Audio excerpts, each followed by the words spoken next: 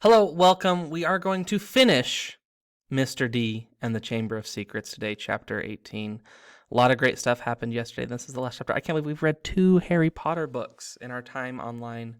That's phenomenal. And today we get to wave bye, bye, bye, goodbye, bye, goodbye to another Harry Potter book. I really hope, go and read the third one. It's awesome as well. I think the third one's actually probably my favorite book in the whole series. The third one I think is my favorite. But before that, I've got some Harry Potter jokes. What did the snitch say when Harry Potter asked if he cheated? Don't be quidditchulous. Like ridiculous, but quidditchulous. All right. Let's try this one out for size. So yesterday, we found out that there is this wizard trying to take over the world, and you know what his name was? No, not Tom Riddle. His name was Harry Plotter, because he's plotting to take over the world. That was a good one. Okay, one more. Why is Voldemort so evil? I don't know. It's a riddle. Ah! All right. Chapter 18 of Mr. D and the Chamber of Secrets. We finished the book today and wave goodbye. Chapter 18. Dobby's reward. For a moment, there was silence as Mr. D, Ron, Ginny, and Lockhart stood in the doorway, covered in muck and slime, and, in Mr. D's case, blood. There was a scream. Ginny! It was Mrs. Weasley, who had been sitting crying in front of the fire. She leapt to her feet, followed closely by Mr. Weasley, and both of them flung themselves on their daughter. Mr. D, however, was looking past them. Professor Dumbledore was standing by the mantelpiece, beaming, next to Professor McGonagall, who was taking great, steadying gasps, clutching her chest. Fawkes went whooshing past Mr. D's ear and settled on Dumbledore's shoulder, just as Mr. D found himself and Ron being swept into Mr. Weasley's tight embrace. You saved her! You saved her! How did you do it? I think we'd all like to know that, Professor McGonagall said weakly. Mrs. Weasley let go of Mr. D, who hesitated for a moment, then walked over to the desk and laid upon it the sorting hat, the ruby-encrusted sword, and what remained of Riddle's diary. Then he started telling them everything. For nearly a quarter of an hour he spoke in the rapt silence. He told them about hearing the disembodied voice, how Hermione had finally realized that he was hearing a basilisk in the pipes, how he and Ron had followed the spiders into the forest, that Aragog had told them where the last of the basilisk victim had died, and how he had guessed that Moaning Myrtle had been the victim, and that the entrance to the Chamber of Secrets might be in the bathroom. Very well, Professor McGonagall prompted him as he paused. So you found out where the entrance was, breaking 100 school rules into pieces along the way, I might add. But how on earth did you all get out of there alive, Downs? So, Mr. D, his voice now growing hoarse from all of this talking, told them about Fawkes's timely arrival and about the sorting hat giving him the sword. But then he faltered. He had so far avoided mentioning Riddle's diary, or Ginny. She was standing with her head against Mrs. Weasley's shoulder, and tears were still coursing silently down her cheeks. What if they expelled her? Mr. D thought in panic. Riddle's diary didn't work anymore. How could they prove it had been he who'd made her do it all? Instinctively, Mr. D looked at Dumbledore, who smiled faintly, the firelight glancing off his half-moon spectacles. What interests me most, said Dumbledore gently, is how Lord Voldemort managed to enchant Ginny when my sources tell me he is currently hiding in the forests of Albania. Relief, warm, sweeping, glorious relief swept over Mr. D. What's that? Said Mr. Weasley in a stunned voice. You know who? Enchant Ginny? But Ginny hasn't been, has she? It was this diary, said Mr. D, quickly picking it up and showing it to Dumbledore. Riddle wrote in it when he was 16. Dumbledore took the diary from Mr. D and peered keenly down his long, crooked nose at its burnt, soggy pages. Brilliant, he had said softly. Of course, he was probably the most brilliant student Hogwarts has ever seen. He turned around to the Weasleys, who were looking utterly bewildered.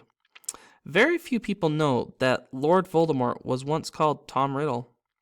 I taught him myself 50 years ago at Hogwarts. He disappeared after leaving the school, traveled far and wide, sank so deeply into the dark arts, consorted with the very worst of our kind, underwent so many dangerous and magical transformations that when he had resurfaced as Lord Voldemort, he was barely recognizable. Hardly anyone connected Lord Voldemort with the clever, handsome boy who was once head boy here.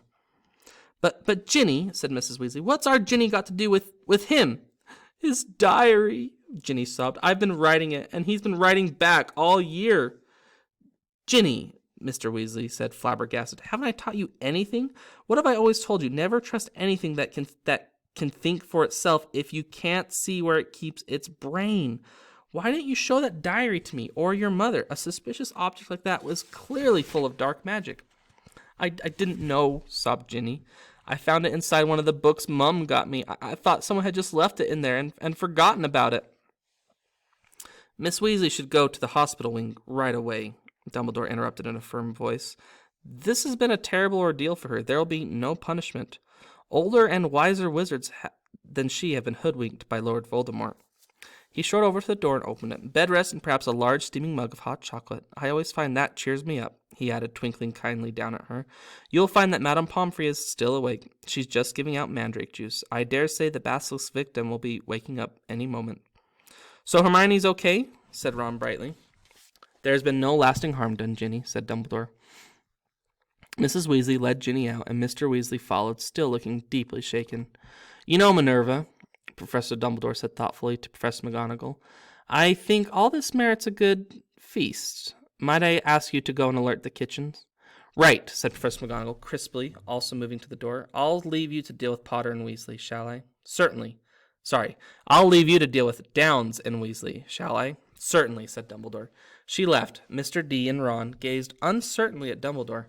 What exactly had Professor McGonagall meant? Deal with them. Surely they were not about to be punished. I seem to remember telling you both that I would have to expel you if you broke any more school rules, said Dumbledore. Ron opened his mouth in horror, which goes to show that the best of us must sometimes eat our words. Dumbledore went on, smiling. You will both receive special awards for services to the school, and let me see, yes, I think 200 points apiece for Gryffindor. Ron went as brightly pink as Lockhart's Valentine flowers and closed his mouth again. But one of us seems to be keeping mightily quiet about his part in this dangerous adventure, Dumbledore added. Why so modest, Gilderoy? Mr. D gave a start. He had forgotten completely about Lockhart. He turned and saw that Lockhart was standing in a corner of the room, still wearing his vague smile. When Dumbledore addressed him, Lockhart looked over his shoulder to see who was talking to him. Professor Dumbledore, Ron said quickly, there was an accident down in the Chamber of Secrets. Professor Lockhart. Am I a professor? Said Lockhart in mild surprise. Goodness, I expect I was hopeless, was I? He tried to do a memory charm, and his wand backfired, Ron explained quietly to Dumbledore. Dear me, said Dumbledore, shaking his head, his long silver mustache quivering. Impaled upon your own sword, Gilderoy. Sword, said Lockhart dimly. I haven't got a sword. That boy has one, though. He pointed at Mr. D. He'll lend you one. Would you mind taking Professor Lockhart up to the infirmary, too? Dumbledore said to Ron. I'd like a few more words with Mr. D. Lockhart ambled out. Ron cast a curious look back at Dumbledore and Harry as he closed the door. Dumbledore crossed to one of the chairs by the fire. Sit down, he said, and Harry sat, feeling unaccountably nervous. First of all, I want to thank you, said Dumbledore, eyes twinkling again. You must have shown me real loyalty down in the chamber. Nothing but that could have called Fawkes to you. He strode to the phoenix, which had fluttered down onto his knee. Harry grinned awkwardly as Mr. D grinned awkwardly as Dumbledore watched him.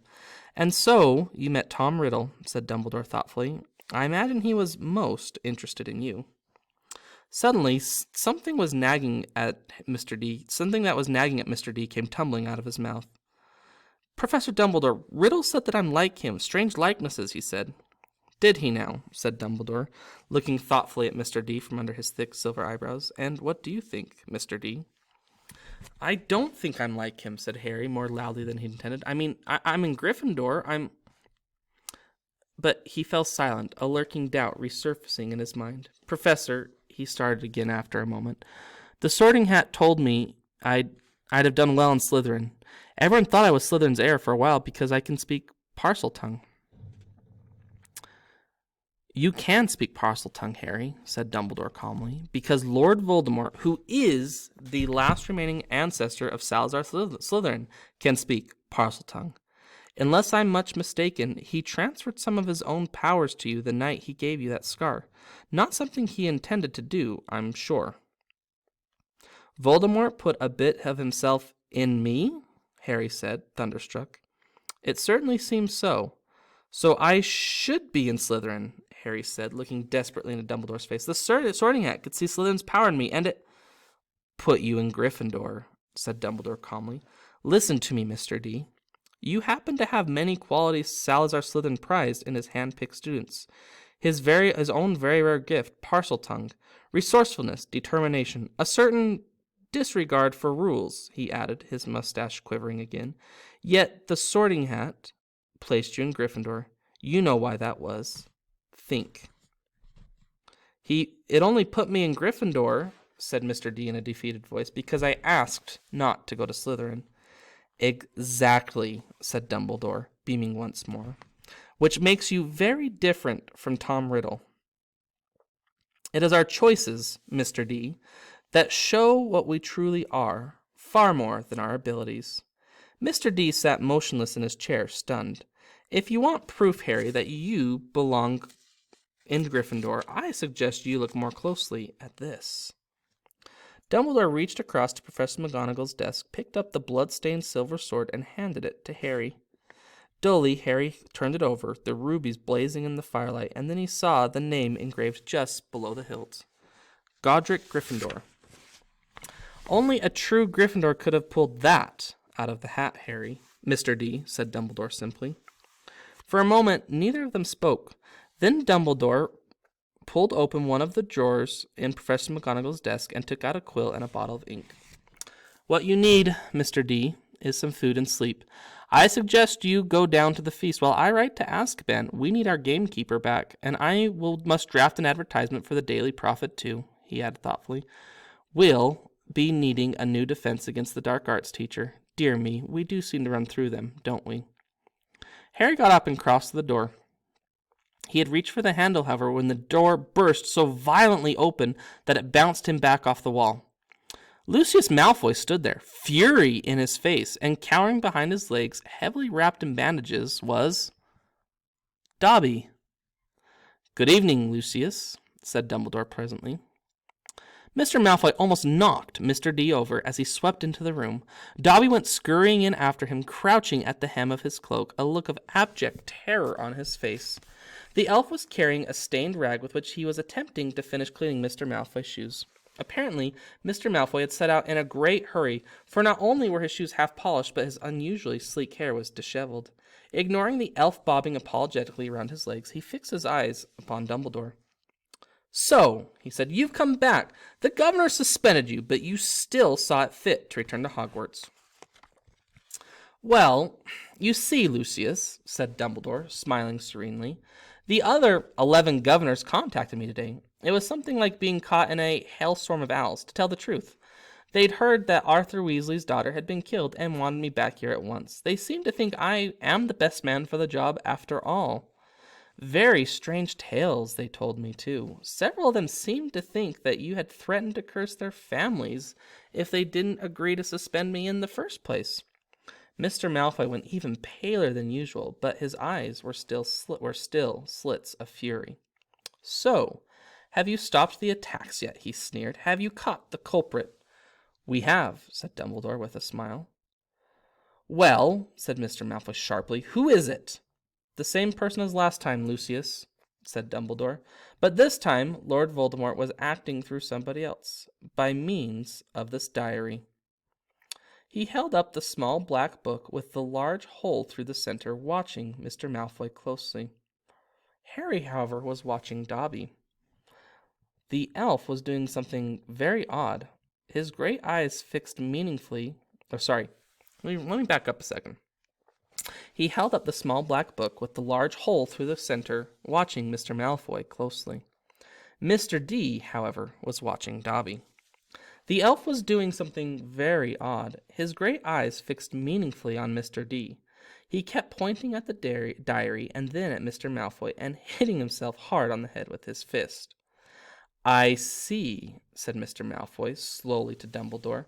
"A clever plan," said Dumbledore in a level voice, still staring Mr. Malfoy straight in the eye. "But if Mr. D here—" Mr. Malfoy shot Mr. D a swift, sharp look, and his friend Ron hadn't discovered this book. Why, Ginny Weasley might have taken all the blame. No one would have ever been able to prove she hadn't been acting of her own free will. Mr. Malfoy said nothing. His face was suddenly mask-like. "And imagine, then," Dumbledore went on, "what might have happened then. The Weasleys are one of our most prominent pure-blood families. Imagine the effect on Arthur Weasley and his Muggle Protection Act if his own daughter was discovered killing and attacking Muggleborns. Very fortunate the diary was discovered and Riddle's memories wiped from it. Who knows what the consequences could have been otherwise?" Mr. Malfoy forced himself to speak. "Very fortunate," he said stiffly.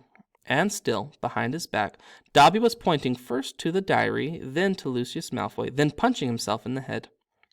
And Mr. D suddenly understood. He nodded at Dobby, and Dobby backed into a corner, now twisting his ear in punishment. "Don't you want to know how Ginny got a hold of that diary, Mr. Malfoy?" said Mr. D. Lucius Malfoy rounded on him. "How should I know how the stupid little girl got a hold of it?" he said. "Because you gave it to her," said Mr. D. "In Flourish and Bots. You picked up her old Transfiguration book and slipped the diary inside it, didn't you?" He saw Mr. Malfoy's white hands clench and unclench. "Prove it," he hissed. "Oh, no one will be able to do that," said Dumbledore, smiling at Mr. D. "Not now that Riddle has vanished from the book. On the other hand, I would advise you, Lucius, not to go giving out any of Lord Voldemort's old things. If any more of them find their way into innocents' hands, I'm sure Arthur Weasley, for one, will make sure they are traced back to you." Lucius Malfoy stood for a moment, and Harry distinctly saw his right hand twitch as though he were longing for his wand. Instead, he turned to Dobby, his house elf. "We're going, Dobby." He wrenched open the door, and as the elf came hurrying up to him, he kicked him right through it. They could hear Dobby squealing with pain all the way down the corridor. Harry stood for a moment. Then it came to him. "Professor Dumbledore." He wrenched the door open, and the elf came hurrying up to him, and he kicked him right through it. They could hear Dobby squealing with pain all the way along the corridor. Mr. D stood for a moment, thinking hard. Then it came to him. "Professor Dumbledore," he said hurriedly, "can I give that diary back to Mr. Malfoy, please?" "Certainly, Mr. D," said Dumbledore calmly, "but hurry. The feast, remember." Harry grabbed the diary and dashed out of the office. He could hear Dobby's squeals of pain receding around the corner. Quickly, wondering if this plan could possibly work, Mr. D took off one of his shoes, pulled off his slimy, filthy sock, and stuffed the diary into it. Then he ran down the dark corridor. He caught up with him at the top of the stairs. "Mr. Malfoy," he gasped, skidding to a halt, I've got something for you." And he forced the smelly sock into Lucius Malfoy's hand. "What the—" Mr. Malfoy ripped the sock off the diary, threw it aside, then looked furiously from the ruined book to Mr. D. "You'll meet the same sticky end as your parents one of these days, Mr. Downs," he said softly. They were meddlesome fools, too. He turned to go. "Come, Dobby." I said, "Come." But Dobby didn't move.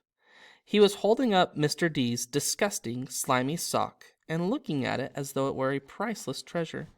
"Master has given a sock," said the elf in wonderment. "Master gave it to Dobby." "What's that?" spat Mr. Malfoy. "What did you say?" "Got a sock," said Dobby in disbelief. "Master threw it, and Dobby caught it. Dobby is free." Lucius Malfoy stood frozen, staring at the elf. Then he lunged at Mr. D. "You've lost me my servant, boy!" But Dobby shouted, "You shall not harm Mr. Downs!" There was a loud bang, and Mr. Malfoy was thrown backward. He crashed down the stairs, 3 at a time, landing in a crumpled heap on the landing below. He got up, his face livid, and pulled out his wand, but Dobby raised a long, threatening finger. "You shall go now," he said fiercely, pointing down at Mr. Malfoy. "You shall not touch Mr. Downs. You shall go now." Lucius Malfoy had no choice. With a last incensed stare at the pair of them, he swung his cloak around him and hurried out of sight. "Mr. Downs freed Dobby," said the elf shrilly, gazing up at Mr. D, moonlight from the nearest window reflecting in his orb-like eyes. "Mr. Downs set Dobby free." "It was the least I could do, Dobby," said Harry, grinning. "Just promise never to try and save my life again." The elf's ugly brown face split suddenly into a wide, toothy smile. "I've got just one question, Dobby," said Mr. D as Dobby pulled on Mr. D's sock with shaking hands. "You told me all of this had to do with he who must not be named, remember? Well, it was a clue, sir," said Dobby, his eyes widening as though it was obvious. "Was giving you a clue. The Dark Lord, before he changed his name, could be freely named, you see." "Right," said Mr. D weakly. "Well, I'd better go. There's a feast, and my friend Hermione should be awake by now." Dobby threw his arms around Mr. D's middle and hugged him. "Mr. Downs is greater by far than Dobby knew," he sobbed. "Farewell, Mr. Downs." And with a loud final crack, Dobby disappeared. Mr. D had been to several Hogwarts feasts, but never one quite like this. Everybody was in their pajamas, and the celebration lasted all night. Mr. D didn't know whether the best bit was Hermione running toward him screaming, "You solved it! You solved it!" or Justin hurrying over from the Hufflepuff table to wring his hand and apologize endlessly for suspecting him, or Hagrid turning up at 3:30, cuffing Mr. D and Ron so hard on the shoulders that they were knocked into their plates of trifle, or his and Ron's 400 points for Gryffindor securing the house cup for the second year running, or Professor McGonagall standing up to them and telling them all the exams had been canceled as a school treat. "Oh no," said Hermione. Or Dumbledore announcing, unfortunately, that Professor Lockhart would be unable to return next year, owing to the fact that he needed to go away and get his memory back. Quite a few teachers joined in the cheering that greeted this news. "Shame," said Ron, helping him to a jam donut. "He was starting to grow on me." The rest of the final term passed in a haze of sunshine. Hogwarts was back to normal with only a few small differences. The Defense Against Dark Arts classes were canceled, but we've had plenty of practice of that anyway, Ron told the disgruntled Hermione. And Lucius Malfoy had been sacked as a school governor. Draco was no longer strutting around the school as though he owned the place. On the contrary, he looked resentful and sulky. On the other hand, Ginny Weasley was perfectly happy again. Too soon, it was time for the journey home on the Hogwarts Express. Goodbye. Goodbye. Goodbye. Too soon it was time for the journey home on the Hogwarts Express. Mr. D, Ron, Hermione, Fred, George, and Ginny got a compartment to themselves. They made the most of the last few hours in which they were allowed to do magic before the holidays. They played Exploding Snap, set off the very last of Fred and George's filibuster fireworks, and practiced disarming each other by magic. Mr. D was getting very good at it. They were almost at King's Cross when Mr. D remembered something. "Ginny, what did you see Percy doing that he didn't want you to tell anyone?" "Oh, that," said Ginny, giggling. "Well, Percy's got a girlfriend." Fred dropped a stack of books on George's head. "What?" "It's that Ravenclaw prefect, Penelope Clearwater," said Ginny. "That's who he was writing to all last summer. He's been meeting her all over the school in secret. I walked in on them kissing in an empty classroom one day. He was so upset when she was, attacked. You won't tease him, will you?" she added anxiously. "Wouldn't dream of it," said Fred, who was looking like his birthday had come early. "Oh, definitely not," said George, snickering. The Hogwarts Express slowed and finally stopped. Mr. D pulled out his quill and a bit of parchment and turned to Ron and Hermione. "This is called a telephone number," he told Ron, scribbling it twice, tearing the parchment in two and handing it to them. I told your dad how to use a telephone last summer. He'll know. Call me at the Dursleys, okay? I can't stand another 2 months with only Dudley to talk to." "Your aunt and uncle will be proud, though, won't they?" said Hermione, as they got off the train and joined the crowds thronging toward the enchanted barrier. "When they hear what you did this year?" "Proud," said Mr. D. "Are you crazy? All those times I could have died and I didn't manage it? They'll be furious." And together they walked back through the gateway to the Muggle world. We finished it. Way to go. Air high five, everyone. So, let's recap. How did Ginny get the diary? Ginny got the diary, if you remember at the beginning of the book, in the bookstore, the Weasleys and the Malfoys meet up with each other. They don't meet up, but they run into each other. And Mr. Malfoy provokes a fight with Mr. Weasley, and the books go sprawling everywhere. Well, when the fight's over and they stand up, Mr. Malfoy, who had Tom Riddle's diary, slipped the diary into Ginny's Transfiguration book. So then Ginny goes home and sees that there's the journal there, and that's how Ginny got the diary. Now, if you remember, when they were leaving for Hogwarts at the beginning of the book, they had to go back and stop so that Ginny could go grab her diary. So also, we can also make the inference, it doesn't talk about this, but that, that Tom Riddle in the diary knew that Mr. D was at Hogwarts before Ginny even got it, right? Because if it was the Malfoys, then we can assume that Mr. Malfoy had been writing in it and that Tom Riddle had said to get the diary to get the diary to Hogwarts so that Tom Riddle could kill Harry Potter. And so then it was probably just Mr. Malfoy that wanted to put it in the Weasley stuff because he hated the Weasleys. So, there you go. Thanks for reading a great book. And let's see. I bet I've got one last Harry Potter joke. Let me see if I've got a good one here. Oh, no, I don't see any good ones. Harry Blotter, we did that one. Yep. What did Fluffy say when he sat on the sandpaper? Rough, rough. Okay, that was the worst one. I should just stop because the jokes aren't getting any better. So, we finished Harry Potter and the Chamber of Secrets. Sorry, Mr. D and the Chamber of Secrets. Okay, I have a secret to tell you. It really wasn't Mr. D and the Chamber of Secrets the whole time we were reading Harry Potter and the Chamber of Secrets. So now you know. It wasn't Mr. D. It wasn't me in that book the whole time. It was Harry Potter. So, goodbye. Goodbye. Goodbye. Goodbye. Goodbye. Goodbye. Goodbye. Goodbye. Goodbye. Thanks for a great 4th grade year, everyone. I will miss you all dearly, but I'm so proud to have called you my students. And thanks for all the hard work you've given me, and best of luck this summer, and have a great time in 5th grade. Bye-bye.